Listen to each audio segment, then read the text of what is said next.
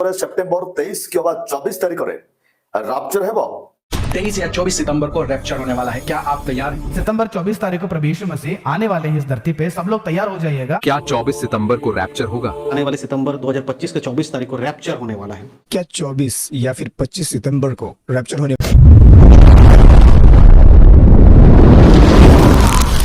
समस्त को प्रेज और नमस्कार मुतव्यस आपण देखुछंती जेपी ओडिया आपण समस्त को जेपी ओडिया चैनल रे स्वागत करे। प्रिय माने आज रो वीडियो रे आमे माने बहुत गुरुत्वपूर्ण विषय को सेंसिटिव टॉपिक को नै के माने आलोचना करिबा। प्रभु यीशु ख्रीष्टंकर आगमन। आफ्रिकार जड़े प्रभुंकर दास जोशुआ विगत दिन जेतेबेले से प्रभुंकर वाक्य को प्रचार करुथिले सेही समय सेठारे थिबा विश्वासी मानकु से गोटे कथा कहउथिले। प्रभु यीशु मते दर्शन दे कहि अछंती जे 2025 सेप्टेम्बर मास 23 किंबा 24 तारिख रे प्रभु यीशु एही जगत को आसीबे, रैप्चर होबो, प्रभु यीशु ख्रीष्टंकर आगमन हेबो। एही प्रकार भावरे जणे प्रभुंकर दास सेठारे प्रोफेसी करुअछंती अर्थात प्रभु को जो दर्शन से पाइछंती ताहा से कहउथिले। एही विषय को नै सारा अन्यान्य देश संगे संगे आम भारत रे थिबा अनेक प्रभुंकर दास एवं दासी माने प्रभुंकर लोक मानकु चेतावनी मध्य देई अछंती। मोर प्रिय प्रभुंकर लोक माने परमेश्वरंकर आगमन अवश्य हेबो, यह कौन मिथ्या नुहे। प्रभु यीशु ख्रीष्टंकर आगमन अति शीघ्र यही धरा पृष्ठ रे हेबा पाई जाउअछि, किंतु ताहा पूर्वे गुड़ाई विषय एही पृथ्वी रे घटिया विषय मध्य बाइबल रे आमे माने देखुअछु आउ ताहा पूरा हे जाउअछि। परमेश्वर अति शीघ्र आसीबे आउ सारा पृथ्वी रो लोक माने प्रभु यीशु ख्रीष्टंकर आगमन को अपेक्षा करि अछंती। आउ परमेश्वर आसीबा पूर्वे तांको विषय रे बाइबल रे संपूर्ण भाव रे लिखा जाय अछि। यीशु आसीबा पूर्वे भंड ख्रीष्ट प्रकाशित हेबा विषय आ भंड ख्रीष्ट आसीबे। अनेक कहिबे यीशु एठारे आसीछंती सेठारे आसीछंती, अनेक लोक माने कहिबे मु यीशु बोली।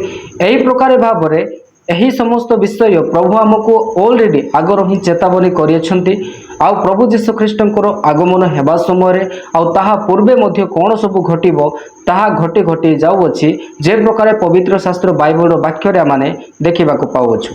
तथापि एही विषय को नै परमेश्वरंकर दास प्रभुंकर शिष्य कौन कहिछंती से विषय को टिके आमे माने ध्यान देबा।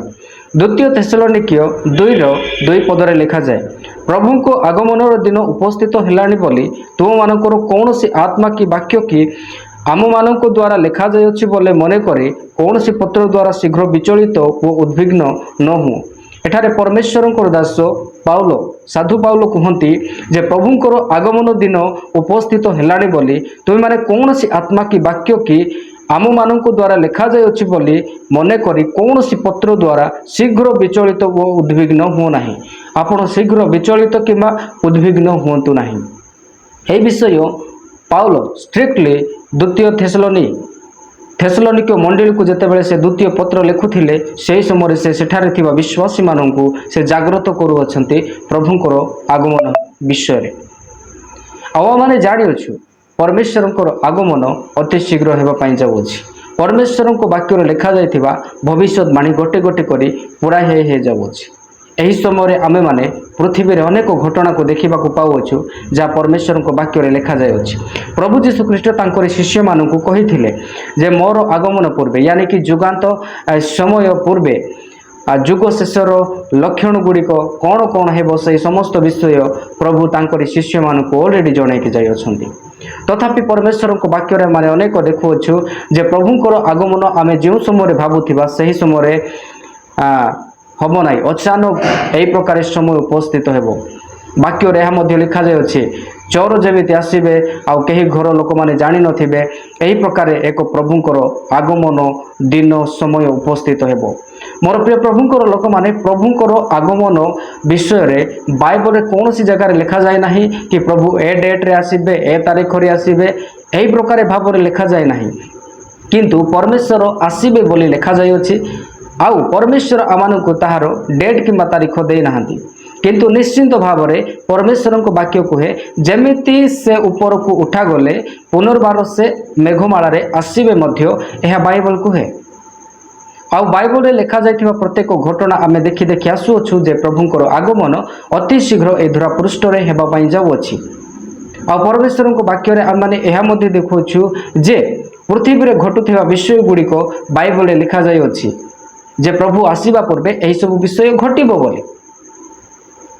ଆଉ ମୁଁ ଆପଣଙ୍କ ସମ୍ମୁଖରେ ଗୋଟିଏ ବହୁତ ଇମ୍ପୋର୍ଟାଣ୍ଟ ବାଇବଲର ବାକ୍ୟକୁ ମୁଁ ଆପଣଙ୍କ ସମ୍ମୁଖରେ ରଖିବା ପାଇଁ ଚାହିଁବି।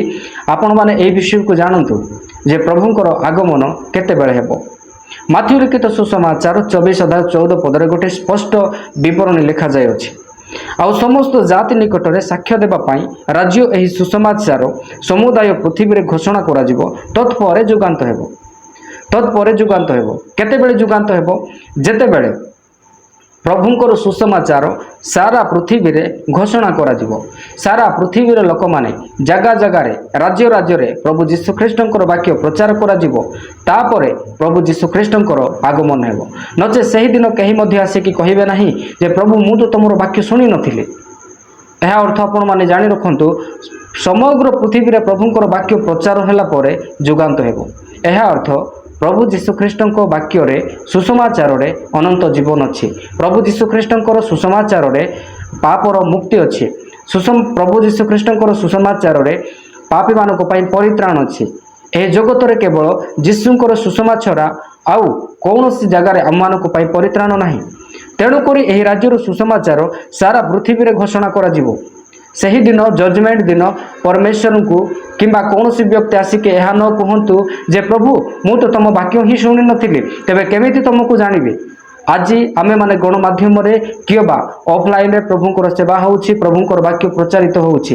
ଅନେକ ଲୋକମାନେ ପ୍ରଭୁ ଯୀଶୁଖ୍ରୀଷ୍ଟଙ୍କର ବାକ୍ୟ ଶୁଣିଲା ପରେ ଇଗ୍ନୋର କରୁଛନ୍ତି, ମଜା କରୁଛନ୍ତି, ଥଟ୍ଟା କରୁଛନ୍ତି। ଆଉ ଅନେକ ଲୋକମାନେ ପ୍ରଭୁଙ୍କର ବାକ୍ୟ ଶୁଣିଲା ପରେ ମନ ପରିବର୍ତ୍ତନ କରି ପ୍ରଭୁଙ୍କର ବାକ୍ୟ ଏବଂ ଆଦେଶ ଅନୁସାରେ ନିଜ ଜୀବନକୁ ସମର୍ପିତ କରୁଛନ୍ତି। ତେବେ ଆମେମାନେ ଏହି ସମସ୍ତ ବିଷୟରୁ ଆମମାନେ ଜାଣିବା ଦରକାର ଯେ ପ୍ରଭୁଙ୍କର ସୁସମାଚାର ପ୍ରତ୍ୟେକ ଲୋକମାନଙ୍କ ପାଖକୁ ପହଞ୍ଚିବ, ସାରା ପୃଥିବୀରେ ଘୋଷଣା କରାଯିବ। ଯେଉଁମାନେ ବିଶ୍ୱାସ କରିବେ ସେମାନେ ପରିତ୍ରାଣ ପାଇବେ, ଆଉ ଯେଉଁମାନେ ବିଶ୍ୱାସ କରିବେ ନାହିଁ ସେମାନଙ୍କ ପାଇଁ ପରମେଶ୍ୱର ତାଙ୍କ ପାଇଁ ଜାଗା ଗୋଟିଏ ପ୍ରସ୍ତୁତ କରିଦେଇଅଛନ୍ତି, ଆଉ ସେହି ଜାଗା ନରକଟେ। ତେଣୁକରି ବାକ୍ୟରେ ଲେଖାଯାଏ ସମୁଦାୟ ପୃଥିବୀରେ ସୁସମାଚାର ଘୋଷଣା କରାଯିବ, ତତ୍ପରେ ଯୁଗାନ୍ତ ହେବ। ମୋର ପ୍ରିୟମାନେ, ପ୍ରଭୁଙ୍କର ଆଗମନ ହେବା ପୂର୍ବେ ସାରା ପୃଥିବୀର ଲୋକମାନଙ୍କ ପାଖରେ ପ୍ରଭୁଙ୍କର ସୁସମାଚାର ପହଞ୍ଚିବ, ତାପରେ ଯୁଗାନ୍ତ ହେବ। କ'ଣ ଆମେମାନେ ସୁସମାଚାର ପହଞ୍ଚାଇବାର କିମ୍ବା ସୁସମାଚାର ପ୍ରଚାର କରିବାର, ସୁସମାଚାର ଲୋକଙ୍କୁ ଦେବାର ଆମେ ଭାଗୀଦାର କି? ପରମେଶ୍ୱର ସେହିଦିନ ସେମାନଙ୍କୁ ଆୱାର୍ଡ଼ ଦେବେ, ସେମାନଙ୍କୁ ମୁକୁଟ ଦେବେ ଯେଉଁମାନେ ପ୍ରଭୁଙ୍କର ପ୍ରଚାର କରିଛନ୍ତି ଆଉ ପ୍ରଭୁଙ୍କର ବାକ୍ୟ ଅନ୍ୟମାନଙ୍କୁ ଶୁଣେଇଛନ୍ତି, ଆଉ ଯେଉଁମାନେ ପ୍ରଭୁଙ୍କର ବାକ୍ୟକୁ ଲୋକମାନଙ୍କୁ ଦେଇ ସେମାନଙ୍କୁ ଅନନ୍ତ ଜୀବନର ବାକ୍ୟ କଥା କହି ସେମାନେ ମନ ପରିବର୍ତ୍ତନର ବାକ୍ୟରେ ସେମାନେ ପରିବର୍ତ୍ତନ ହୋଇ ପ୍ରଭୁଙ୍କ ପାଇଁ ସମର୍ପିତ ହୋଇଛନ୍ତି। ସେହିଦିନ ପରମେଶ୍ୱର ସେମାନଙ୍କୁ ଆୱାର୍ଡ଼ ଦେବେ, ଜୀବନ ରୂପ ମୁକୁଟ ଦେବେ। ତେଣୁ ଆସନ୍ତୁ ଆମେ ନିଜ ଜୀବନକୁ ସମର୍ପିତ କରିବା, ପ୍ରଭୁଙ୍କର ବାକ୍ୟକୁ ପ୍ରଚାର କରିବା, ଲୋକମାନଙ୍କ ପାଖକୁ ପହଞ୍ଚାଇବା। କାରଣ ଯୀଶୁଙ୍କ ବିନା, ଯୀଶୁଙ୍କର ସୁସମାଚାର ବିନା କୌଣସି ବ୍ୟକ୍ତି ପରିତ୍ରାଣ ପାଇପାରିବ ନାହିଁ। ତେଣୁ ଯୁଗାନ୍ତ ସମୟ ପୂର୍ବେ ସମଗ୍ର ପୃଥିବୀରେ ସୁସମାଚାର ଘୋଷଣା କରାଯିବ। ତାପରେ ପ୍ରଭୁ ଆସିବେ, ଆଉ ପ୍ରଭୁ ତାଙ୍କର ଲୋକମାନଙ୍କୁ ନେଇକି ଯିବେ, ଆଉ ତାଙ୍କ ରାଜ୍ୟରେ ଆମମାନେ ସର୍ବଦା ପ୍ରଭୁଙ୍କର ମହିମା କରିବା। ତେବେ ଏହି ଭିଡ଼ିଓକୁ ଆପଣମାନେ ଅନ୍ୟାନ୍ୟ ଲୋକମାନଙ୍କୁ ମଧ୍ୟ ସେୟାର କରନ୍ତୁ। ଆପଣଙ୍କର ମତାମତ କମେଣ୍ଟ ବକ୍ସରେ ଲେଖି ଜଣାନ୍ତୁ। ପୁଣି ଦେଖାଇବା ଆଗାମୀ ଭିଡ଼ିଓରେ। ଆପଣ ସମସ୍ତଙ୍କୁ praise the Lord, God bless you. हर लाइक हर कमेंट की कीमत हमेशा रहेगी हमारी पहचान। मिलेगा प्यार, मिलेगी दुआ, ये सफर यूं ही चलेगा। प्रभु को महिमा मिले आप सभी ऐसे ही साथ बने रहे। जय मसीह की।